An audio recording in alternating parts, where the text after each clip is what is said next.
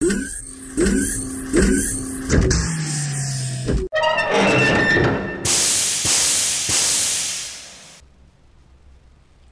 I'd like to talk about the SX3 CNC rear slideway cover. You may have watched the earlier video where I made the tilting front cover. Now I'd just like to talk about the rear cover. I had designed up several different prototypes for a rear and front cover. Some of them were the metal sliding type that slid across each other, and originally I was planning to do that for the front cover, but the complex shape and the short distance, it didn't prove to be practical, so I came up with the tilting solution.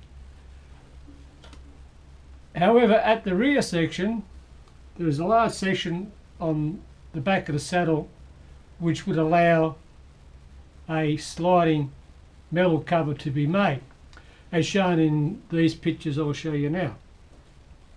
The design of it is you have one panel which is slightly V-shaped with two edges, so a pointy bottom U or a V with an additional two sides on it.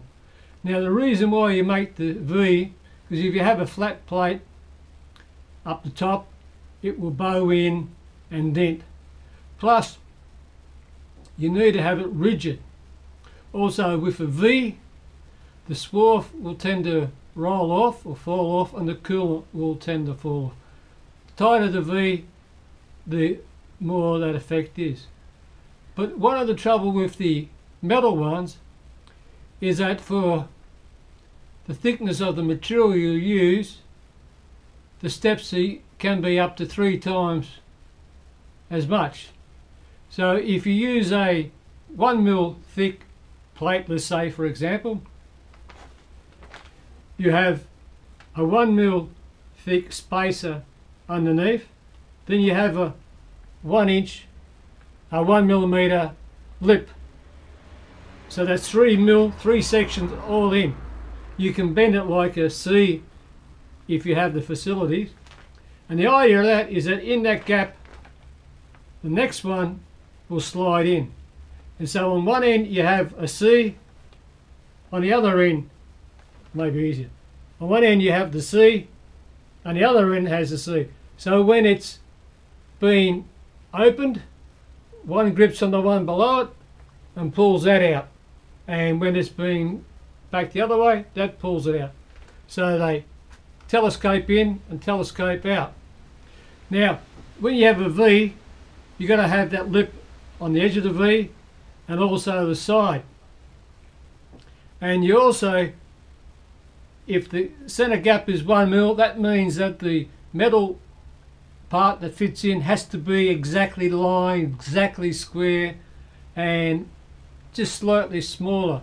So if it distorts or you might knock it, you'll then have problems later on. Also, you see the professional ones, they have a rubber wiper, and some of them have a expanding arm that actually keeps them in position. So even though they look good, there's a lot of complications in making them. So my second choice, I thought, well, I'll just stick with the thick rubber. And the idea was that I attached it to the back of the apron there, made a curve up, and it would sit up here. So when the table moved back, it would just roll up here with rollers. Similar to the front, but the rollers would just go up the V-ways as it come up. But the problem was the curvature of the rubber. If you just get the rubber and fold it over, there'll be a natural curve to the material, and it was about so thick, so that meant that when it's sitting on there, the actual curve of the rubber come above the table. Now for some people they might not be a problem, but for me, I want to have the area above the table clear. That's why everything is below table height. And the reason for that is, if I want to put on a large plate, I can put it all the way in any direction. And that's why I've designed the mill this way. So that idea would have worked, and if you had thinner rubber, trouble is it was the force of the rubber, the strength of the rubber to push it up and push it down. If you have thinner rubber, you then have to have levers and this type of thing. So it then started to get more complicated. That left me with the third alternative, which is the bellows or the accordion type. If you don't know what an accordion is, ask one of your Italian friends. They used to have a piano accordion. They were very popular. When I was a kid, every Italian kid knew how to play it. Now, trouble is, the mill doesn't come with one, and they don't sell it as a spare. So again, went on eBay, and eBay has some listed. Look for accordion dust cover, and you'll get the sizes, but they state all strange sizes. They'll give you 3 dimensions for when it's open fully, but then they'll give you another 2 different dimensions for when it's closed. So you don't know, are they talking about the height this way or that way? Plus, they never show you the thickness of the actual arms, so you don't know what you're getting. Also, I needed to cover the end of my slideways because the table extends a lot further. So the actual slideways, the ball screw are all exposed.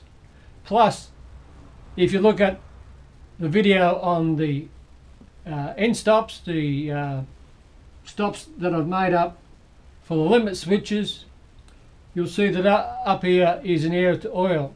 So I needed to come up with some bellows that I fitted, had the right travel distance, right compression distance. Also, with this moving all the way back, you only have a certain gap that it can compress to and needs to expand. Also, you then come to the width, and if you find some that are the right width, they're not the right length. If they're the right length, they're not the right height. So you're a dog chasing its tail trying to find out which ones are suitable. Then you look and they give you 2 different dimensions, and so you shake your head and you say, oh, this is ridiculous. So I thought, right, this was the closest one I could get, and even though you ask questions of them on eBay, what's this thickness, what's that thickness, they're only sellers. They go up to the warehouse, they grab it out of the box, they go up to the dispatch area and they post it. That's all I know. Thanks for watching.